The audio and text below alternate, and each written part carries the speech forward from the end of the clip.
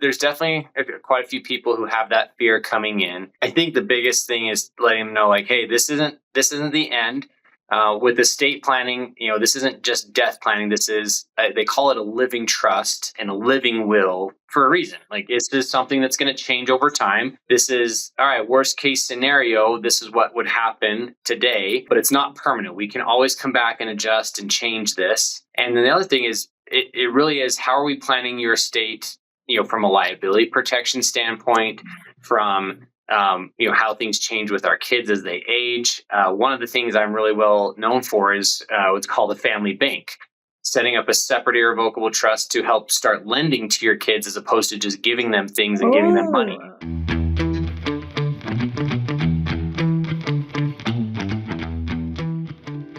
Hello, everyone. Hello, Trailblazers. This is Michele Phillips, and welcome to another episode of Write Your Outcome. And this is a different type of episode today because we are not only writing our outcome, we're writing our ending. Let's put it that way. I have with me here, or not with me, but on Zoom today, Blake B. Johnson, Esquire, who is an estate planning lawyer. Those of you who know me know I'm very big on journaling and writing your outcome every day, but I also believe in writing I don't want to say your ending because I don't believe it's an ending. I believe there's another level.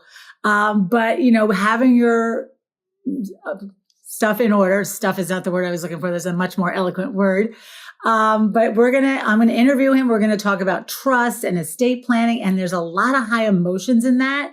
Let me read how fabulous he is. And he's been doing this his whole life. And then I'm going to dive into some questions. So welcome, Blake. Hey, thank you. Let me read a little bit about you so everyone knows who you are.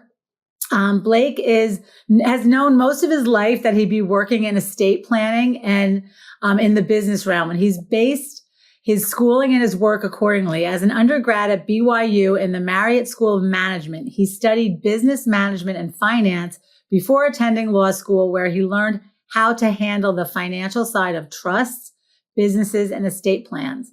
He then went on to graduate from the Paul M. Herbert Law Center at Louisiana State University with his JD and a graduate degree in comparative law, where Blake's focus was trusts and estate planning. Blake grew up with his father being an estate planning attorney and was always around the office and saw the results of improper and poor planning. So that is what motivated him to get into this career.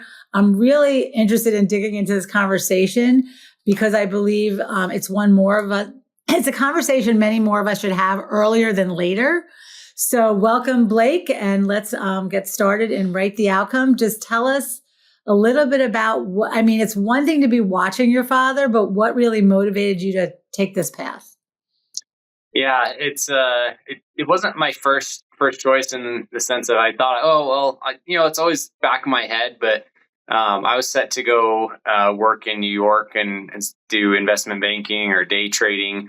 And then I met my wife and knew that lifestyle was not going to work for us, especially for her. And so that's when the pivot started. And I was like, you know what? Dad's got a pretty good lifestyle. And I like what he's doing. It's still finance adjacent and it's helping people. So went to law school specifically to do that, which definitely helped because otherwise I don't think I would have lasted more than a week in law school, because law school is built for litigators and for appellate work, which, especially appellate work is such a small part of what actual practice is. So I would call him and be like, hey, please tell me practice isn't like this. And he's like, it's nothing like this. You'll be fine. And you'll get through it. Good to know. So let's dig in. God, this is such a juicy subject because there's a great, now Kenny Chesney song is coming to me. It's like everybody wants to go to heaven, but not right now. So we kind of think it's this thing in the future. It's not going to happen to us. And it could feel overwhelming, or even we don't want to even face our own demise. So how do you help your clients shift from that fear mindset to, this is a good thing, this is needed, it's helpful? Yeah, it's there's definitely quite a few people who have that fear coming in. I think the biggest thing is letting them know, like, hey, this isn't the end. With estate planning, this isn't just death planning. This is, they call it a living trust and a living will for a reason. Like, it's just something that's going to change over time. This is, all right, worst case scenario, this is what would happen today, but it's not permanent. We can always come back and adjust and change this. And then the other thing is, it really is, how are we planning your estate, from a liability protection standpoint, from how things change with our kids as they age. One of the things I'm really well known for is what's called a family bank, setting up a separate irrevocable trust to help start lending to your kids as opposed to just giving them things and giving them money. You And got my so, attention there. yeah, so that's a big part of our planning process. Is it's not just a one and done. This is the end. That's it. This is part of your life plan that we have ongoing. And so I think that helps put people at ease when they realize, okay, this is just part of my overall. It's a piece of your financial plan. It is encompassed in that. I love it, and that says a lot to even have a financial plan. There's a quote I heard recently which I loved. It was like, wealthy families plan for generations, and lower poor class families plan for Saturday night. And it was such I'm not saying the quote right, but it really struck me that, are you building wealth for generations? Or are you just building enough, and coming from a blue collar family growing up, sometimes you're just coming to get through the month, right? The year. So I have so many questions, but let's start with, these are the first two. Tell us the difference between a living trust and an irrevocable trust. And then I really want to talk about that family bank, because I love that idea. Okay. Yeah, no, that's a good segue for that, because to understand the family bank, you do have to understand the differences. So you might hear a bunch of different terms for types of trust, but it comes down to, there's really two different types of trust. There is the living or a revocable trust, meaning that you are in charge of it. You can change it whenever you want. And in a trust, there's three types of roles. You have the trustor, the person who set it up. You have the trustee, the person who manages it. And then you have the beneficiary who benefits from the trust. And in a living or revocable trust, you're all three while you're living. So you're going to set it up, you're going to manage it, and you're going to be the beneficiary. And the sole purpose of that is really to have everything in one place, so you know where it is. And then two, to make sure when you pass away that your assets don't have to go through probate court. The trust already lays out what's going to happen. So it saves a lot in court fees and attorney's fees and those kind of things, as well as laying it out and being a lot more creative as far as how you want things to happen when you pass away. You can put restrictions in there and so on. So the second type is that irrevocable trust. Now, there's terms like, a charitable trust or any life insurance trust or a family bank or whatever. They're all different versions of an irrevocable trust and how to use that. Irrevocable meaning that it cannot be changed. You can't revoke it. You can't take it back. And so in order to, depending on what the purpose is, you are typically only at most two of those three roles. So you might be the trustor setting it up, and you might be the trustee, but you set it up for the benefit of somebody else. Or I'm going to set it up, but I can't manage it because I'm looking for asset protection or whatever, but I can still be the beneficiary. So there's a lot of different roles there. But the basic premise is, what is your purpose of why you're doing it? And, is this something you want to be able to change along the way? And a lot of that is dictated by what your purpose is. And if I'm hearing you correctly, if it's something you want to change, it should be the first. Yes, but then you lose a lot of the protections or different things that you want to accomplish there. So you can't have everything. You can do whatever you want. You just can't do everything you want. And is there certain ages where it should be from a living trust to irrevocable? Like if you're getting in, so someone in their 50s or 60s versus someone in their 80s, that's closer to, possibly passing. No, there's not really a hard age, like this is when it should switch over or anything like that. Typically, once you acquire more wealth, you're going to have both. You'll always have the revocable trust as kind of the base for a catch-all for everything else. And then you have the specific other trusts for, estate tax planning or charitable planning or whatever else you have going on. And they all work together as part of that estate plan. Perfect. And what's your process for knowing for clients which tool to use? A lot of it is based on, it really is, what is your goal? What are you trying to accomplish? If they come in and say, hey, I just want to make sure everything's set up for my family when I pass away, their net worth's under the federal exemption amount. Okay, great. We're just going to use a revocable trust. That's our base where we're going to start with everybody anyways. And then from there, we're looking at, okay, do we have estate tax issues? Okay, no, but are we worried about liability protection? Okay, then that means we got to go do something else. Am I worried about, do I want to do some charitable planning because I'm trying to reduce my income taxes? Okay. Am I worried about, I want to start lending to my kids? Okay, that's the family bank route. So Got it. a lot of it's based on the conversation of what's most important, but it starts with that foundation of a revocable trust and then building from there. Okay. So as you're talking, all these little stories are popping into my head of, you know, things that went well and things that didn't. My grandmother was so organized. Before she passed, she had everybody's photos. Like each family had like a box of like these are for Barbara, these are for Carol. And she picked out what she was going to wear to her funeral. I mean, she was so organized. Then I've got, stories of people that their will hadn't been done since the dog's age. And like I had one recently that their sister was the executor, but they've had children and they just never, was so old. So again, it's one of these things that people don't always face. So what do you suggest to those people who don't have a will or haven't even started this process? Yeah, it's something that you have to do, and it's not a one and done. For when you set it up, it's right for that period of time. But we try to touch base with our clients at least every 5 years to just say, hey, what's going on? What's changed in your family dynamics? Here's what your current documents say. Are you still okay with that? Great. Then there's nothing to do. But at least you've had the conversation and thought about it. And if you haven't done the planning, people think, oh, I'm too young to do that. Well, do you want a court deciding who takes your kids? I don't think so. Oh, I know it's going to go through probate, but my kids can deal with that. Well, are you sure you know what probate says and what that's going to mean? So having the conversations are really just about confirming what you actually want to have happen and making sure that that's aligned. Sometimes, a lot of the times, it's just, yeah, that's still good. Okay, great. Now you have that peace of mind instead of, wondering. Hello, I am interrupting this podcast with 3 surprises for you. I have been in business 25 years this August 2025.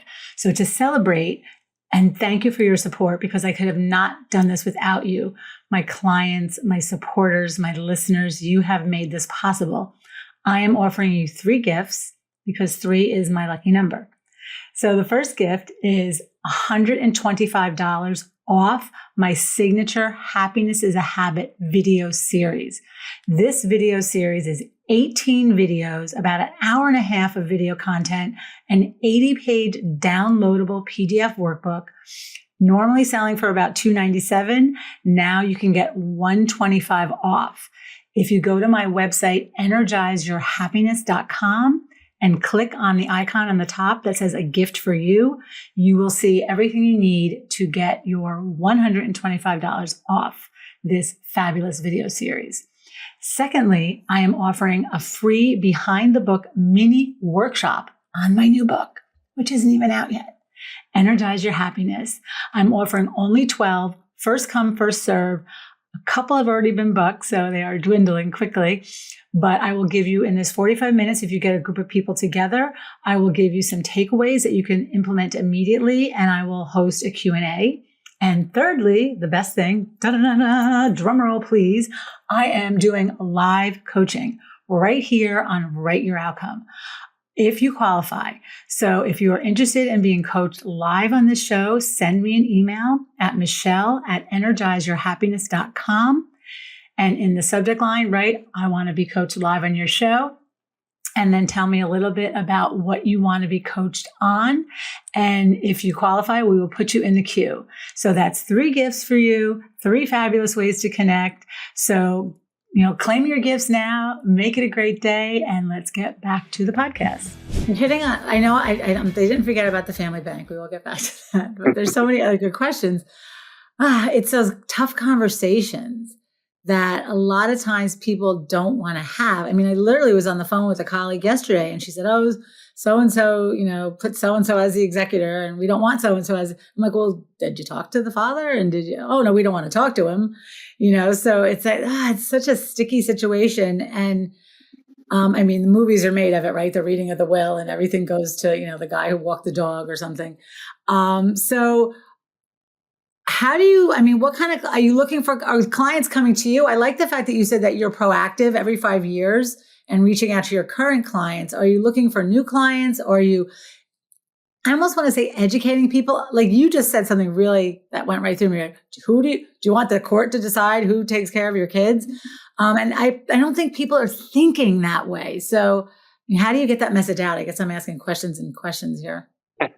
Yeah, education is a big part of what I do. So a lot of it's, we have a podcast that we do ourselves. We have newsletters. We're going out in the community, but really we take on lots of new clients because we don't see them for 5 years or so. And the vast majority of the meeting is educating the clients. Hey, here's how things operate. Here's what's going on now. Of that, are you okay with the default, or do you want to change that, and so on? I think we talked about before we got on here was biggest myth.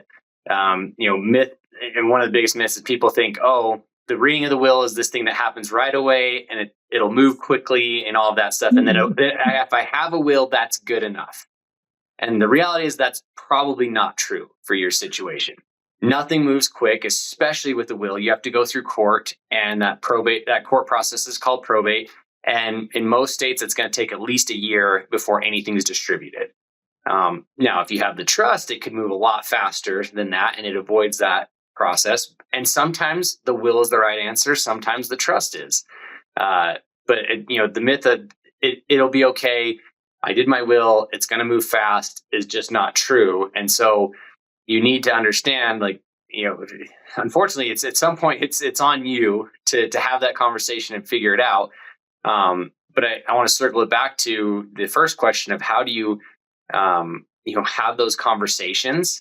And it starts with breaking the trend of, for some reason, talking about money and these things are a no-no. So as you said in my intro, my dad's an estate planning attorney. I know I'm a co-trustee with one of my siblings. That's all I know. I have not seen his trust. I have not seen the list of assets. I have not seen any of what that's going to look like. Despite me asking several times, hey, I would like to see this. I would like to know what I'm getting into. I would like to give you my opinion on how this works. And I've even said, with the co-trustee with me has changed several times because of different ways our relationship with my siblings has been, or with their spouses. So it does need to be a conversation. But for some reason, my father's generation is very closed off. And that's part of around doing the family bank. Why I get so excited about that is not only are you educating kids on how to actually work hard, have stewardship and so on, but it starts that conversation of what money is, starts that conversation about the investments. And if you can start to have those conversations more regularly, where it's not a big deal to know what dad has. Hey, here's what I did. And I share this with my kids. As they grow older, they get more information. But when I'm making an investment, I show them what I'm looking at. Hey, what questions would you ask? Those kind of things. That's really what it comes down to, is you've got to start initiating those conversations and get over that fear around disclosing information. When I talk to my wealthiest clients, their kids know exactly how much money mom and dad have. And they disclose that. Hey, we have investments here. We're doing this. We're making these charitable contributions. And there isn't that stigma. And that's what the most successful families do. I love it. That generational wealth, right? It's you're planning for generations, which is so different. And it's a different mindset. So I think that's where the education comes in. What is the name of your podcast? So everybody knows it. It's in the middle of changing. It's Trusted Podcast right now, but we're going to pivot to either Your Family Bank or some variation of that to focus on those things. We'll have all your links, but it's very, it's just very important to have things in order. And again, I've seen it go both ways. So let's talk about the family bank. I also know many peers that are bankrolling their children right now in their lifestyles. So I love this idea of lending it, not giving it. So let's talk about that. Yeah, it's funny. I think that's the wrong term, bankrolling their kids. They are literally just gifting them that. It's their kids are the charity. And we wouldn't do that with anyone else, right? But for some reason we do that with our kids and grandkids, and it comes from a place of love. It really is. It starts that way. It's same thing with helicopter parenting and everything that we've seen that, really 90s growing up through to early 2010s, there was a lot of that. And now there's all this research out there about how that was really bad for them because we took away everything that made us who we are. I became who I am because I had to struggle. I became who I was because of the different adversities and, things that made me grow. And when we just give our kids everything, it takes away that opportunity. And so we've actually hurt them. And I think that's the mind shift we're in message we're trying to change is instead of giving it, give them opportunity. And that's what the family bank is all about. And the family bank doesn't have to be this, irrevocable trust, super fancy structured thing. Yes, that's what I help, people who want to who have a sum of money they want to set aside and create that. But it's as simple as, I lent money to my son to buy a lawnmower so he could start his lawn mowing business. Or I charge him rent for using my lawnmower. And then he pays you back? Is that how this works? Yeah. So, and then my kids also, my wife and I helped them start a caramel apple business because she worked in a candy shop in college. So every fall for Halloween, they sell 200 to 300 caramel apples and ship them all over. But it wasn't, hey, all the money to start this and they get 100% profits. It's no, hey, this is how a business works. Here's all your expenses that went in it. And now they're older, they have to help track it. They run the spreadsheet, they do the profit and loss, and then they see how much goes into their different savings accounts. And we set limits around that. Like, hey, you get 5% for fun. You get this, I love this idea so much. Now, is this an actual thing that you set up for people, or it sounds, is there a spreadsheet? Is there an account? How does this work? This is fast. This is so good because to me, I did not have any of my own children. So I give advice to people that have children. But I always believe for myself, I always, every generation, I feel as every generation does better, they give more to their kids. And my parents only gave me what they could. But now the next generation has more to give, so they give more. And the next generation has even more. So, but I really believe that knowing how to make your own money and stand on your 2 feet is the best confidence builder in the world, that if the carpet gets pulled out from under me tomorrow, I'll be okay because I know how to earn my living. And as someone who walked away from a marriage, didn't take took some, I walked away from a lot because again, I had that confidence. I'll be okay. I will recreate what I need. So is this an actual app? Is it a spreadsheet? How does it work? Yeah. So a lot of it's still being built out. Okay. A lot of these are just ideas and things that I've implemented. You got a gold mine there with that idea. Yeah. So, but what we do have is for clients who want to set aside a sum of money that they know they won't need and put it in an actual structure that will help facilitate these loans, and that they want some one-on-one counseling and consulting on.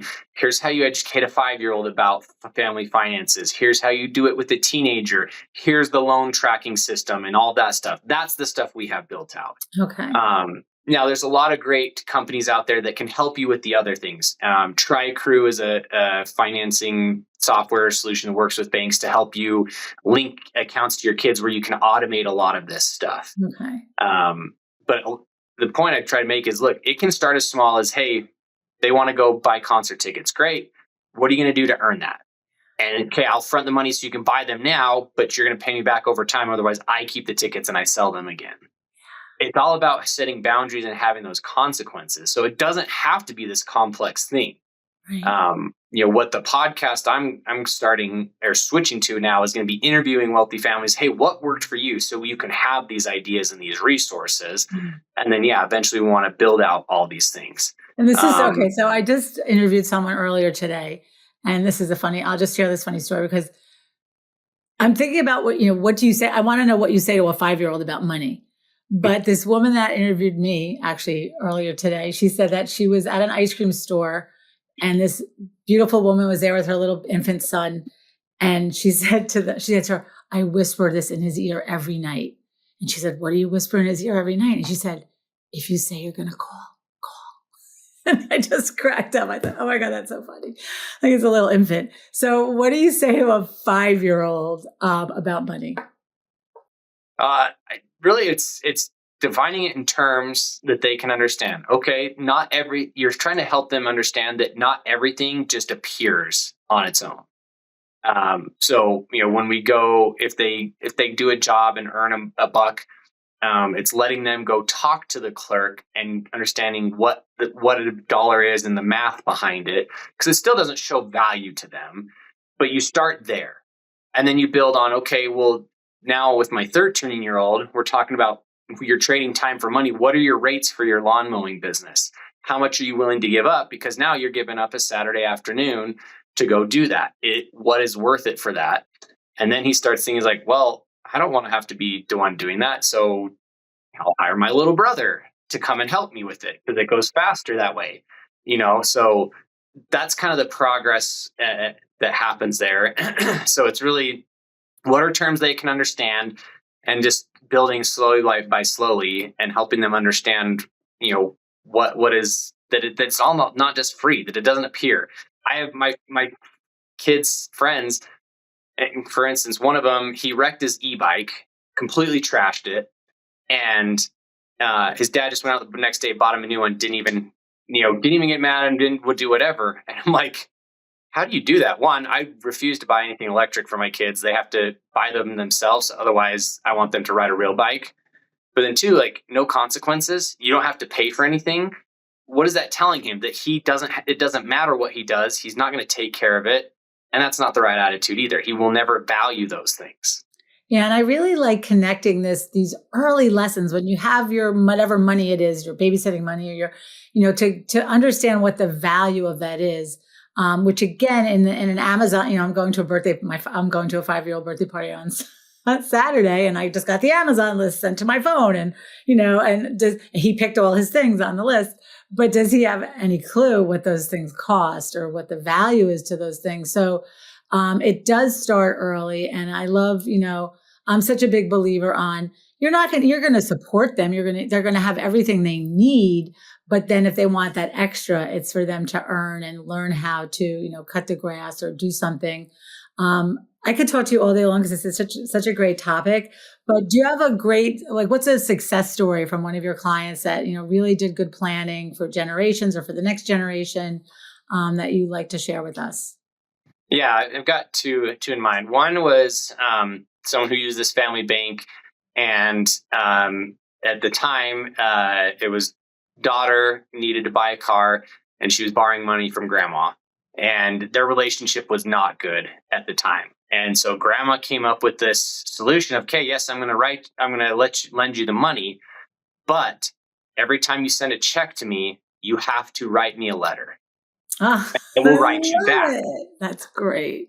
And so at first, the daughter was like, oh my gosh, is that even worth it? But obviously she's getting a better interest rate. She doesn't go on her credit, all those things. So she's getting a huge leg up.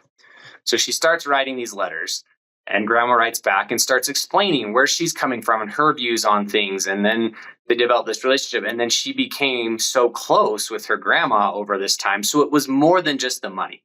Obviously, it was a big advantage for her financially, but it was, I now know my grandma, and I'm so close with her that I didn't have that before. Oh my God, I love that so much. And there's something about writing a letter when you're not in front of a person, you don't get emotionally hijacked, right? So if the older person's trying to give the young person advice, the young person's like rolling their eyes, you don't know what I'm dealing with. You can get your thoughts fully out and express your views, and then they get the chance to digest that. Yeah. And so that's one of my favorite ones. I say that, almost every time I'm asked for an example, but it's such a good example for that. The other one is my personal story. So when I started working for my dad out of law school, and we were partners after a bit, and we just kind of butted heads on where we were, what we wanted to do with the firm. He was well established, didn't need to go out and spend money on advertising or any of those things, and just wanted to have it be him and his assistant and not grow or do anything there. Whereas, I'm young, I want to grow, I want to get associates, I want to do those things, I want to advertise. And so we kept butting heads. And so he's finally like, hey, just buy me out. Like, I don't want this to affect our relationship. And I was like, I agree, that'd be awesome. But guess what? I don't have money, and I don't think a bank's going to lend to me for this. And so that's where this was actually my first experience with the family bank. He's like, okay, well, I'll be the bank. You pay me back over time. And we set the terms and the interest rates and had a full signed contract and everything. And I paid him off within 5 years. And it was great because it was probably better. One, I probably wouldn't have qualified, but even if I had, it would have been high interest rates. This was a reasonable interest rate. It allowed me to get in the door. It's helped us make sure we didn't affect our, father-son relationship, all of those things. And so it was a fantastic experience. And then also I can tell my siblings, hey, no, I actually bought the firm. I paid that interest. Yeah. I did all that so that there's no questions that I was just given this. It keeps everything equitable that way.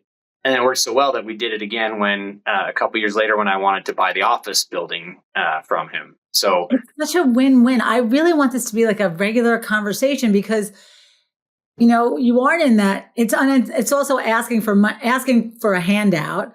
It doesn't feel as good. But if I'm asking for a loan, with terms and payments, and I just love it, and it just takes away all. I feel like it takes away all the yuckiness from this. Sometimes it doesn't. Sometimes it can create hard times because there's someone who doesn't make the payment. And so there's someone who has to be the enforcer and kind of the bad guy there. And that's where having the formalized structure helps because you can have a third party be the trustee to help facilitate that. So, hey, you're not paying your bills and whatnot. That's not mom and dad. It's the trustees saying that. And so mom and dad can say, hey, I'm sorry that you're feeling that way, but you signed the contract with them. They're the ones enforcing it. You have to follow through. And so that's where the formalized structure helps, but it doesn't have to be that if you can do that within your family. Yeah, you're a wealth of information. And I just want to touch on a couple more things. We're almost at the half an hour point, but what are a few simple steps someone can do to just start writing their legacy? I'm just reading a book now called The 5 Invitations, and it's basically about planning for the end.